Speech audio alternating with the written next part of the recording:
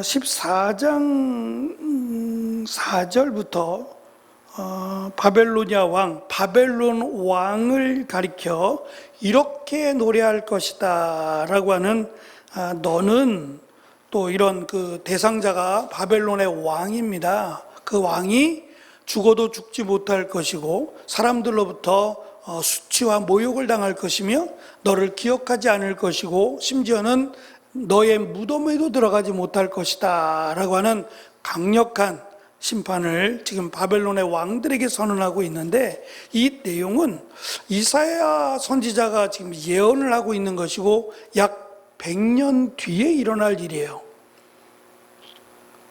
이 말씀대로 이루어졌습니다. 역사가 이미 지나갔으니까요. 그러나 이사야 선지자가 이 하나님 말씀을 대언해서 전할 때에는 지금 사실 바벨론은 아직 제대로 등장하지 않았어요. 아수르가 이스라엘을 점령하고 아수르가 득세하고 있었고 후미진 곳에서 바벨론이 기회만 엿보고 있을 때였어요.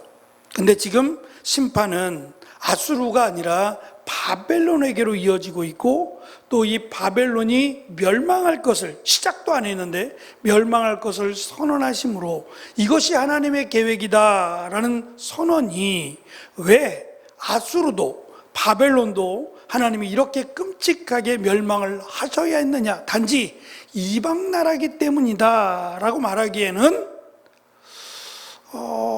하나님은 그래도 자비와 긍휼의 하나님이신데 이스라엘 백성이 아닌 이방 나라라고 해서 하나님이 이렇게 심판하시는가 라고 하는 질문도 우리가 해볼 수가 있을 겁니다.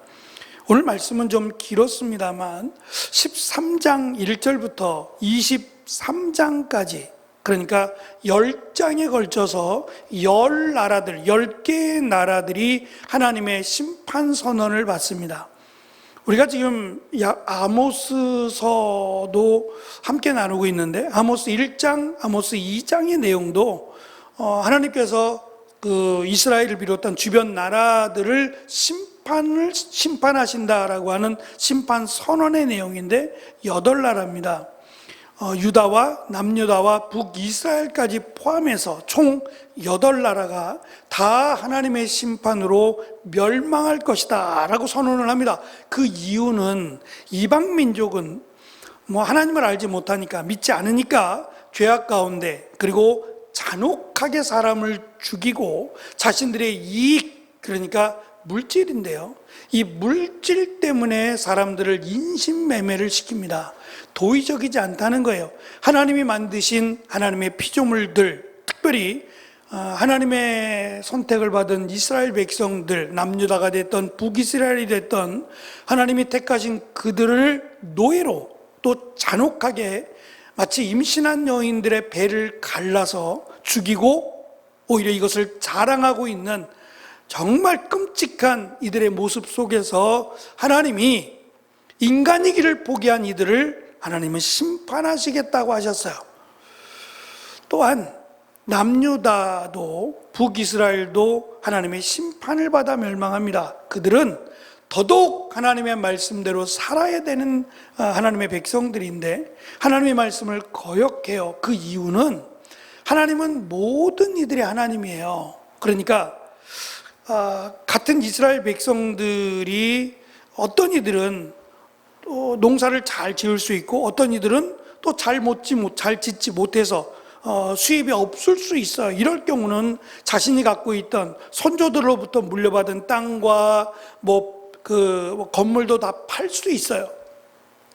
팔고 심지어는 종으로 들어가서 일할 수도 있어요. 근데 그 기간은 50년을 넘어서는 안 돼요. 얼마나 크고 작은지 모르겠지만 50년을 넘어서도 안 되고, 또 50년이 되면 이 희년이라고 불리어지는, 기쁠 희자거든요. 가장 기쁨에 50년만 지나면 원래 주인에게로 돌아가요. 자동적으로. 그래서 그들을 노예로 삼지 말라고 말씀하셨어요. 그러니 부자가 되고 싶어도 한계가 있는 거예요. 내가 다른 사람이 쫓아오지 못할 만큼의 부자가 되고 싶어도 안 돼요. 돌아가잖아요. 50년만 지나면 원래 주인들에게 다 돌아간단 말입니다. 그러니 한계가 있어요. 이게 싫은 겁니다. 저 사람들이 뭘 했다고, 나는 돈을 들여서 저 사람의 것을 샀고 저 사람을 부려서 부를 축적하려고 하는데 하나님 때문에 안 되는 거예요. 신년이라는 제도를 하나님이 세우셨기 때문에 이 제도에 의하면 50년이 지나면 저들이 판 모든 것들이 원래 조상들로부터 물려받은 땅, 그 건물이 그대로 다시 돌아가게 돼 있어요. 이것이 못마땅한 거예요. 있는 자들은, 부자들은 이것이 싫어요. 지금 우리 그 주변에 이렇게 다니다 보면 뭐 용답동도 그렇고 답심리도 그렇고 공실이 참 많아요. 비어있는 상가들이 꽤 많습니다. 강남에도 지금 공실이 뭐 눈에 띄게 많이 늘어나고 있는데요. 전문가가 그 강남의 그 가로수길을 다니면서 한번 조사를 했어요. 취재를 했더니 정말 많더라고요. 공실이 굉장히 많은데 1층이고요. 그 대로변길에 1층이고 평수가 한 30평 정도 됩니다. 여기가 공실이, 그러니까 1층들이 공실이 많이 나왔어요. 2층은 말할 것도 없고. 그래서 여기가 얼마인가라고 이렇게 봤더니, 전화를 통화해서 물어봤더니 보증금은 1억이에요. 가로수길입니다. 강남의 대로변이고 보증금은 1억이에요. 보증금은 그렇다 그래요. 월세가 얼마일 것 같아요? 1층이고 길가고 한 30평 정도 됩니다. 월세가 얼마일 것 같습니까? 네? 7천입니다. 여기만 그럴까요? 나와 있는 대부분의 비슷한 크기의 공실들은 거의 똑같답니다. 월세가 7천입니다. 그러면 얼마를 벌어야 되느냐 했더니 한 달에 4억에서 5억을 벌어야 된답니다. 그래야 인건비 내고 재료비 내고 월세 내고 수입도 생기고 한답니다. 한 달에 4억이나 5억을 벌 장사가 뭐가 있을까요? 30평에서 얼마나 대박이 나야. 그래서 그가 하는 말이, 여기는 스타벅스가 와도 안 되겠네요. 그 돈은 30평이라서 너무 작고 30평에서 4억을 낼 수 있는 장사가 없다는 거예요. 그래서 물었어요. 계속 비어져 있으니까 월세를 좀 낮추실 생각은 없습니까? 라고 물었더니 주인이 하는 말입니다. 안 됩니다 라고 그러더래요. 왜 그렇습니까? 그랬더니 이 건물의 가치가 떨어진대요. 건물의 가치가 떨어지니까 공실로 놔둔 한이 있더라도 월세는 깎아줄 수 없습니다 라고 이야기하더래요. 그러면서 이제 이분이, 전문가가 하는 말입니다. 깎아줄 수 없다고 말하지만 1년이 지나고 2년, 3년이 공실로 되면 저거는 매매됩니다. 그 건물이 날아간다는 거예요. 건물을 막을 수가 없대요. 건물에서 나가는 돈, 그러니까 임대료를 못 받으면 건물을 유지할 수 없을 뿐만 아니라 자기가 세금을 내는 것조차 감당이 안 된대요. 얼마나 부자인지 모르지만 지금 회장님들도 다 넘어간대요. 다 지금 매매하고 있고, 심지어 옆에 있는 건물이 강호동 씨 건물이에요. 근데 강호동 씨가 이 건물을 팔았어요. 한 20억 정도, 5년 전에 샀던 것보다 한 20억 정도 이익을 보고 MC몽하게 팔았대요. 그러면서 이분이 하는 말이, 이건 손해입니다. 5년이 지나서 번 게 아니라 25억 세금 내고 이거 내고 이거 내면 거의 없을 겁니다. 그러면 5년 동안 이 천문학적인 돈을, 100억이 넘는 돈을 쏟아붓고 5년 동안 남는 게 하나도 없으면 이거는 망한 겁니다 그러더라고요. 은행에 넣어놓은 게 낫지. 차라리 이자를 조금씩이라도 받아도 100억이면 얼마겠어요, 이자가. 차라리 그게 낫지. 5년이 지나서 본전한다, 본전치기라 그러면 이걸 뭐하러 이렇게 하는, 지금 이렇다는 거예요. 근데 악한 것은 주인은 이 건물값이 떨어진다고 내릴 생각이 없다는 거예요. 지금 여기 주변에 나와 있는 공실들이 똑같을 겁니다. 주인은 이 건물의 가치가 떨어진다고 생각해서 이 받는 월세를 낮추지 않습니다. 저희가 전에 있던, 여기 오기 전에 있던 지금 벌써 7개월째 안 나가고 있죠. 우리가 1월 1일부터 여기 왔고 2월달, 3월달, 2월달까지 세를 줬어요. 그리고 지금까지 공실입니다. 그럼 얼마나 손해를 봤어요? 그러면 이 정도면 제가 생각할 때는 월세를 좀 내리지.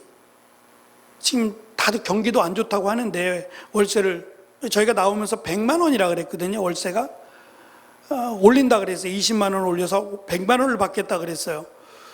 그러면 이 정도 안 나가면 낮춰야 되는 거 아니에요? 안 낮춥니다. 희한하죠, 심리가.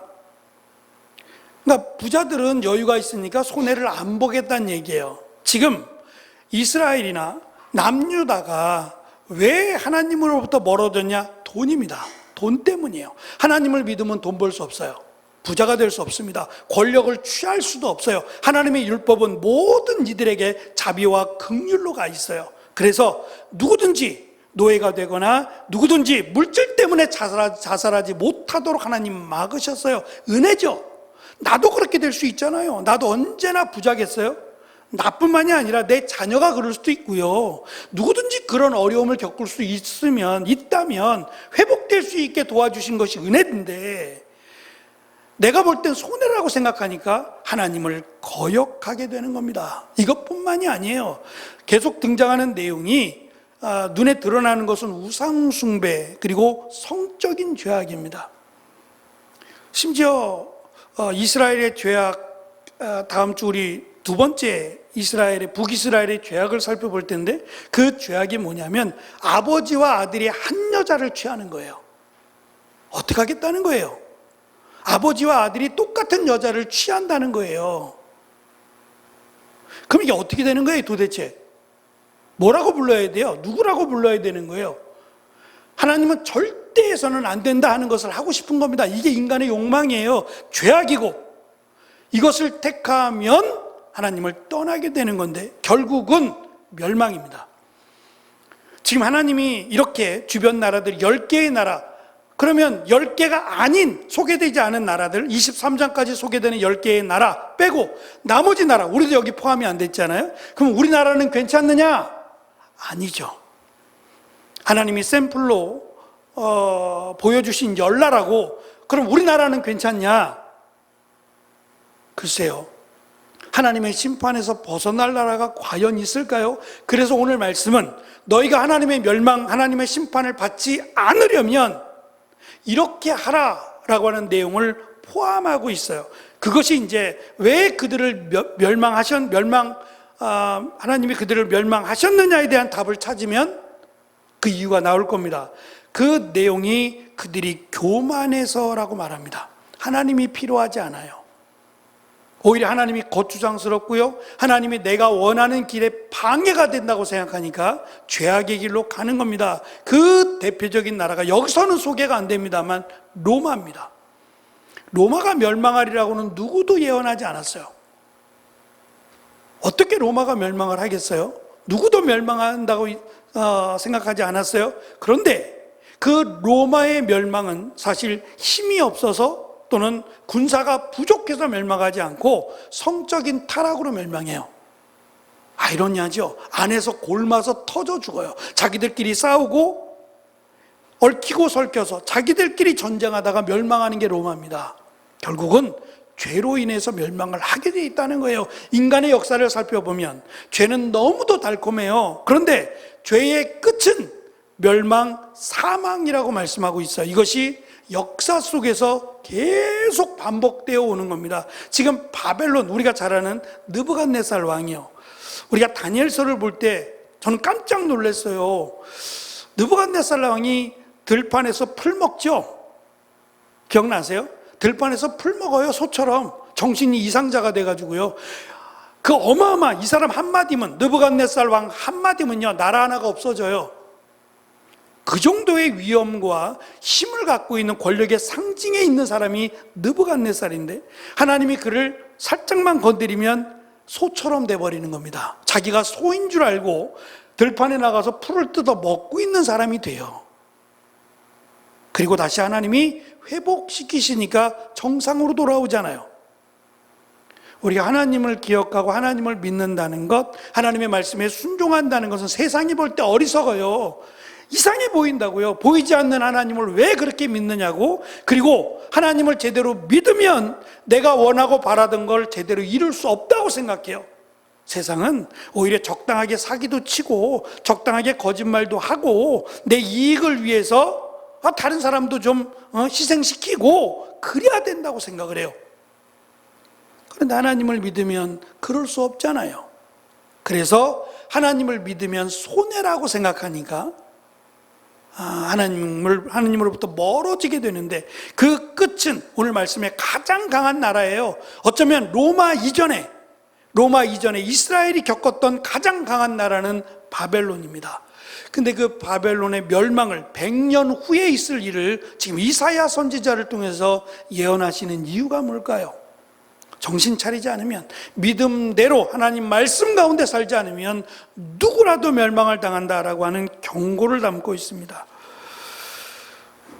1페이지 보시면 이사야 시대에 바벨론은 아직 아수르의 그늘에 가려진 잠재적 강대국이었지만, 이사야는 100년 후 남왕국 유다를 멸망시킬 바벨론을 내다보고 있습니다. 선지자는 아수르의 멸망 이후 바벨론이 고대 근동의 패권을 잡을 것을 예언하고 역사의 주인이신 하나님의 계획에 따라 그들도 멸망한다라고 예언하고 있습니다. 어떻게 하나님이 그들을 멸망시키느냐에 대한 내용인데요, 13장 1절을 보시면 2절입니다. 2절, 산 위에 깃발을 세우고 군사를 불러라 라고 되어 있는데, 이건 좀 아쉬워요. 그냥 산이 아니고 벌거숭이 산이에요. 그럼 산이 다 벌거숭이냐? 그건 아니에요. 벌거숭이 산도 있고 또 수풀이 우거진 산도 있는데, 왜 굳이 벌거숭이 산에서 전쟁을 하시겠다 하냐면, 벌거숭이 산이라고 하는 그 의미가 다 보이는 거잖아요. 나무도 없고, 그러다 보니까 누가 싸우는지 누가 지는지 이게 다 보이는 거예요. 적나라하게 보이는 곳에서 하나님이 그들을 심판하신다. 누가 봐도 정확하게 볼 수 있게 하겠다라는 이야기고, 바벨론의 행위에 대한 정당한 응징임을 보여주시고 있어요. 하나님께서 직접 구별하고 징병한 이 군대는 여호와의 군대라고 불려지고, 이건 상징적인 부분이에요. 여호와의 군대라는 것이 정말 어느 이스라엘 부대 안에 있어서 그건 아니에요. 하나님이 상징적으로 말씀하시는 하나님의 말씀에 순종하는 하나님의 군대예요. 우리 눈에는 보이지 않지만, 그렇다고 해서 하나님이 정말 군대들을 조직해서 그런 건 아니에요. 근데 그들에게 부딪혀오는 군대라고 하는 것들이 이스라엘 백성들에게는 열망이거든요. 정말 강력한 군대가 있기를 원했거든요. 그래서 그것을 의미를 부여해주기 위해서 하나님의 군대라고 설명을 합니다. 하나님의 진노의 병기로 사용되어 온 땅을 멸하게 할 것인데요, 이 군대에 속한 자들이 하나님의 도구로 사용됨을 의식하는지는 별개의 문제예요. 그러니까 진짜 군대가 있느냐? 그건 아닙니다. 아수르나, 그래서 이 부분은 어떤 분들은 이 하나님의 군대에 대해서 우리가 하나님을 믿는 하나님의 백성들을 하나님의 군대라고 말하는 분들도 있어요. 그래서 하나님의 말씀에 순종하고 하나님 말씀에 충성하는 사람이 여호와의 군대다. 우리 찬송가도 있죠. 믿는 사람들은 그죠? 주의 군사, 이런 말 펴잖아요. 근데 사실은 이건 상징적인 거예요. 하나님이 우리를 군사로 불러서 우리로 전쟁케 하신다? 아니에요. 하나님이 하시는 거고요. 하나님은 이렇게 군대를 데려오지 않아도 지진 하나, 하늘에서 우박 하나, 이것만 해도 충분히 이기세요. 근데 이렇게 하나님의 군대가 있다라고 하는 것을 드러내기 위해서 이런 표현을 쓴 겁니다. 아수르나 페르시아의 고레스처럼 그들은 하나님을 알거나 인정하지 못해요. 그러나 하나님은 온 세상의 창조주이자 통치자이시기에 열방을 자신의 목적을 들어 쓰실 수 있습니다. 하나님께서 군대를 동원하시는 목적은 교만한 자들, 사회의 지도자들을 벌하기 위함이라고 밝힙니다. 이미 2장에서 교만이 하나님을 분노케 하는 죄라는 것을 밝혔고, 하나님의 백성의 지도자들도 교만하면 하나님의 원수가 될 수 있음을 경고합니다. 지금 우리나라도 사실 나라를 사랑하니까 최선을 다해서 지금 이 관세 문제를 처리하고 있어요. 힘이 약하니까 조건이 그들이 원하는 조건을 채워줘야 돼요. 관세를 맞추려면 25%에서 15%로 맞추려면 그냥 맞춰지지 않아요. 그들이 원하는 세부적인 이것들을 들어줘야 돼요. 결국은 그들이 가져갈 거 다 가져갑니다. 이게 어쩔 수 없는 약자의 모습이에요. 우리가 경제권을 쥐고 있다면 이렇게 하겠어요? 힘이 없으니까 힘 있는 나라에게 무언가는 주고 대신 이 부분을 깎는 겁니다. 그래서 저는 어쩔 수 없다고 생각을 하고 다만 최선을 다했으면 좋겠다는 생각이 들어요. 누구의 이익이나 이런 거 좀 하지 말고 정말 국민들 앞에서 완벽할 수 없어요. 저는 어쩔 수 없다고 생각합니다. 약자로서 우리가 부당한 것은 맞아요. 하지만 최선을 다하는 모습을 좀 보여줬으면 좋겠다. 우리나라에도 전문가들이 많으니까 이런 부분에 정말 나라를 사랑하고 정말 국민들을 위한 최선의 선택을 해준다면 그것이 비록 말씀드린 불이익입니다. 우리에게는 어찌하든 불이익이에요. 이 불이익을 최소화하기 위해 노력들을 하겠지만 저는 이 부분에서 어쩔 수 없는 불이익을 감당하더라도 최선을 다하는 모습만 좀 보여줬으면 좋겠다라는 마음이 있어요. 어느 정부가 되든지 말이에요. 지금도 마찬가지고 과거도 마찬가지고 정말 국민들을 위해서 나라를 위해서 최선의 노력을 다해줬으면 좋겠다라고 하는 바람이 있어요. 여기에 이권이 개입되지 않았으면 좋겠다라고 하는 생각이 간절합니다.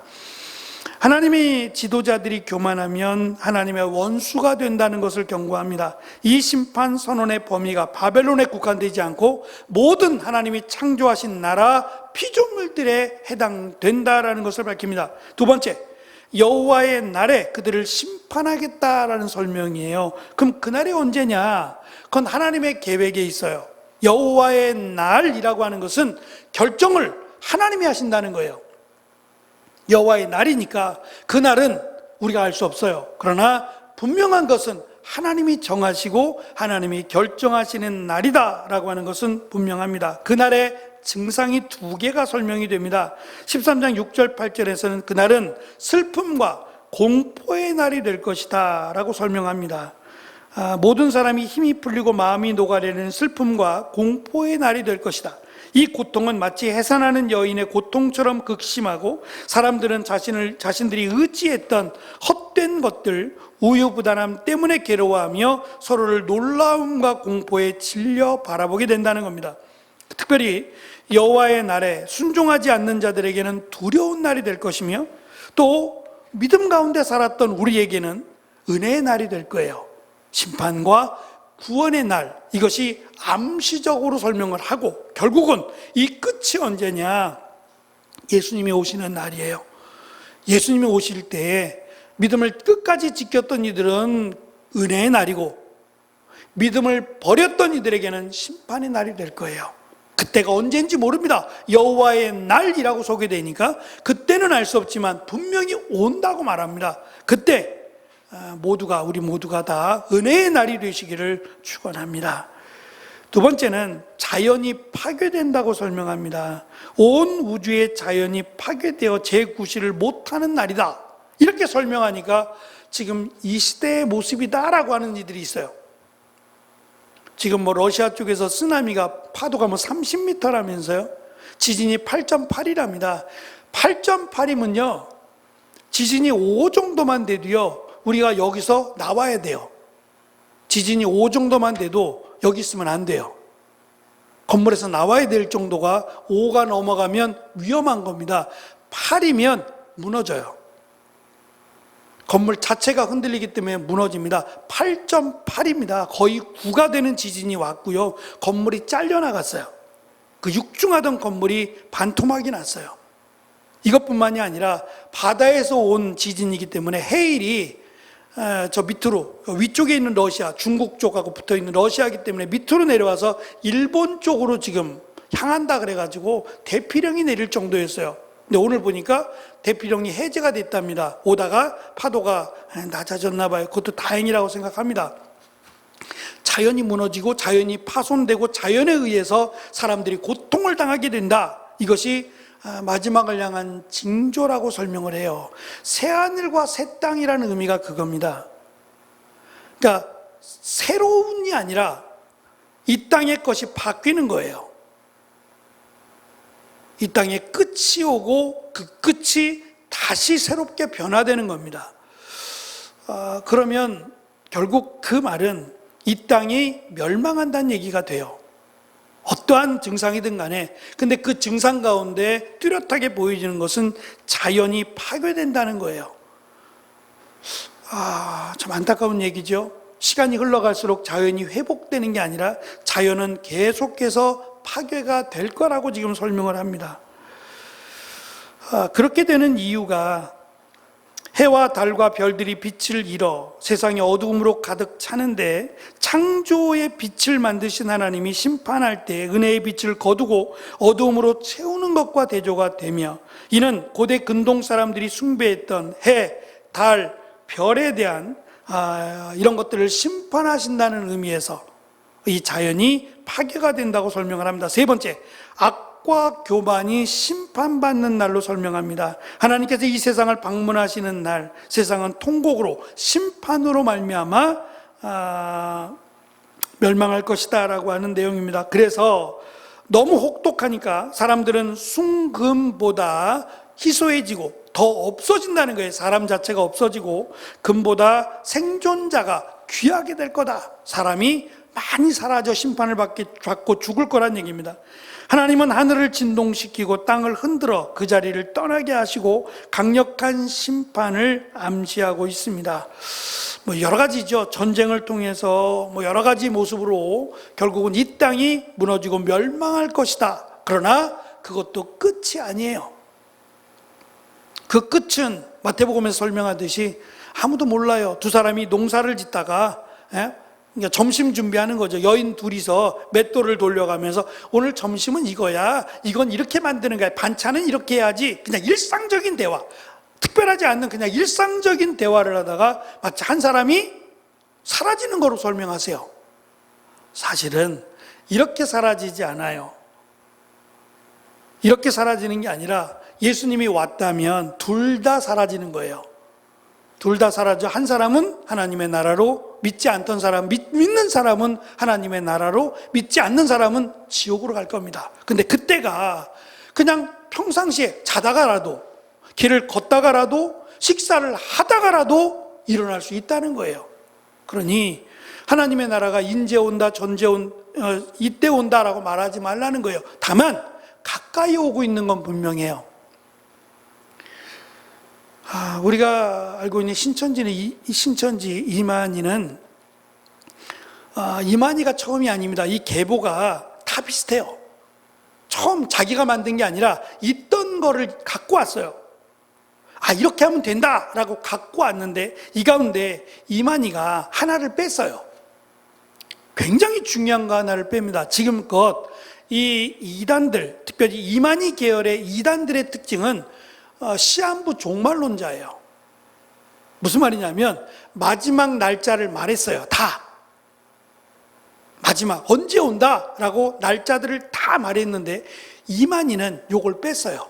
아직까지 말하지 않아요. 왜냐하면 이걸 말하는 순간 끝난다. 이걸 배웠어요. 똑똑한 겁니다. 그래서 시한부 종말론자들인데 어울리지 않게 날짜를 빼요. 말하지 않습니다. 아주 교묘하게. 그래서 지금껏 유지하고 있는 거예요. 그러나 이단입니다. 세 번째, 바벨론에 파괴될 것과 이스라엘의 회복을 말씀하시는데요. 말이 안 되죠. 바벨론의 파괴가 되기 전에 이스라엘은 멸망합니다. 그런데 바벨론이 파괴가 되고 이스라엘이 회복된다고요?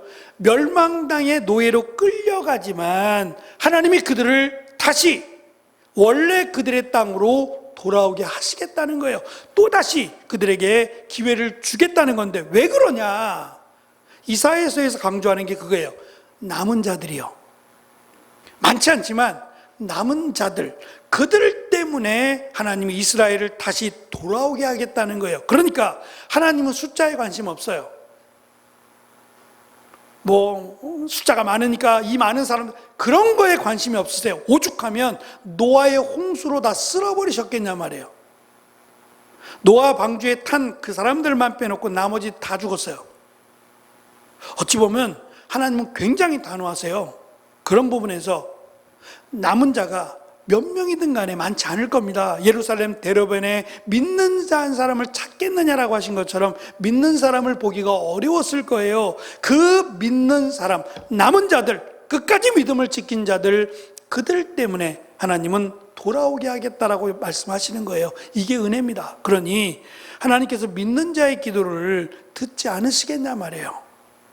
분명히 들으실 거예요. 우리를 위해서 생명을 내어주신 하나님이 우리의 기도를 들어주시지 않겠느냐라고 하는 것이 심판과 함께 하나님의 인자하심과 자비하심을 같이 설명하고 있어요.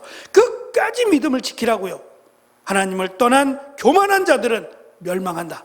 반드시 멸망한다. 그러나 믿는 자들을 통하여 하나님의 계획은 계속해서 이루어져 간다라고 하는 심판과 희망의 메시지를 같이 우리에게 전달하고 있습니다. 그래서 우리가 읽은 오늘 말씀 13장, 14장, 27절까지는 세상의 교만에 대한 하나님의 심판과 하나님의 백성에 대한 자비와 긍휼을 함께 설명하고 있습니다. 우리가 하나님의 백성, 끝까지 믿음을 지키는 자가 되어 하나님의 자비와 긍휼하심을 누리며 살아가는 귀한 은혜가 있기를 축원합니다. 기도하겠습니다.